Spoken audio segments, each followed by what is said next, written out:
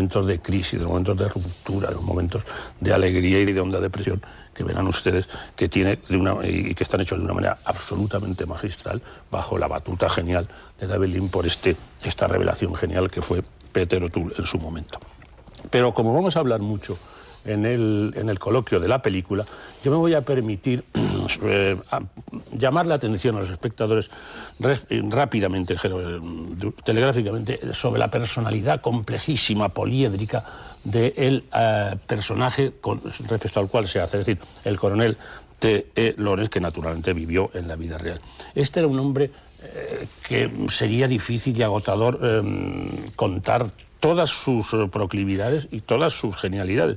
Era un intelectual, era un gran traductor, era un gran escritor con un estilo soberano, era un investigador en el mundo árabe, era un líder político, era un místico, era un hombre totalmente entusiasmado por la aviación, era un conductor de pueblos, era realmente una criatura excepcional e incluso era un hombre con una turbiedad en su psiquismo considerable, que también habrá que entrar en él, y sin duda alguna ese momento en que arranca la película del accidente que sufre Lawrence, muchos, la mayoría o muchísima gente hemos pensado que realmente ahí estaba entrañado un suicidio de un hombre que no veía su lugar en aquel mundo una vez pasado lo que pasó, de todo tipo, tanto en el mundo del desierto como en su propio psiquismo y en su propia experiencia personal.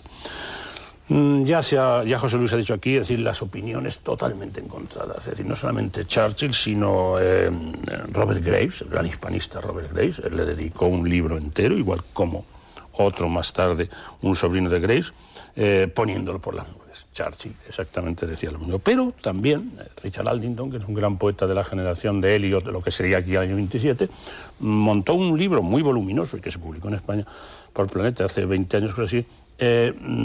No sé si previamente pensando en machacar el mito Lawrence, pero realmente lo machacó y pensó, el libro se cierra con una declaración porque Lawrence era muy amigo de Bernard Shaw, del cual tomó el apellido, no pensando en Shaw, sino abriendo un listín azarosamente, cuando en sus años de la RAF, que es una pena que por supuesto, pero no tenía que ser una película de 8 horas para contarnos el Lawrence a partir de los años 20, en los años de la RAF él se puso como nombre T.E. Shaw.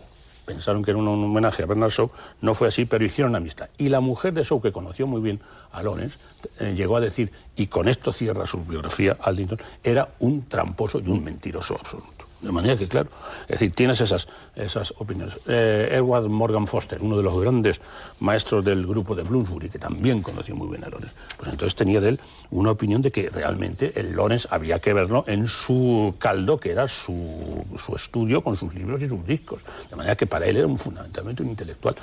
Otros autores han dicho no, que tiene una cultura mediocre e incluso argumentan con los libros y los discos que se le encontraron después.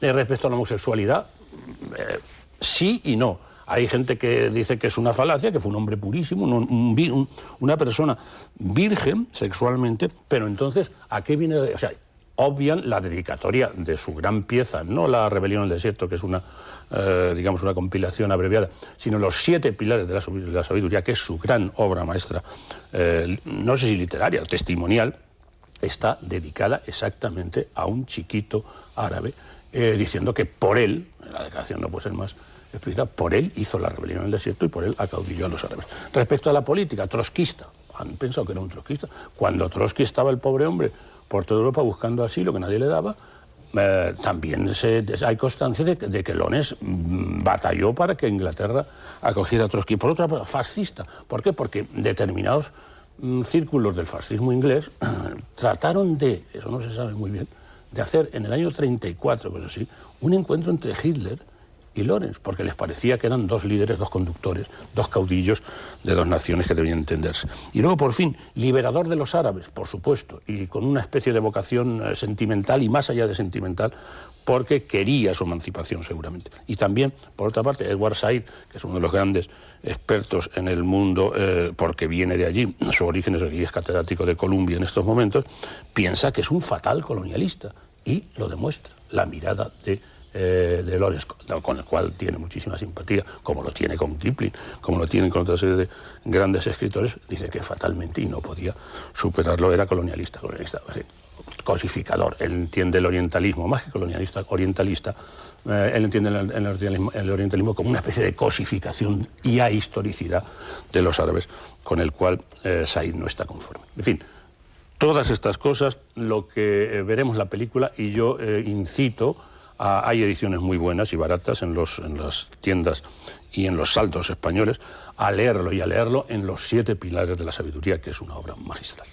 Muy bien, muchas gracias, Antonio.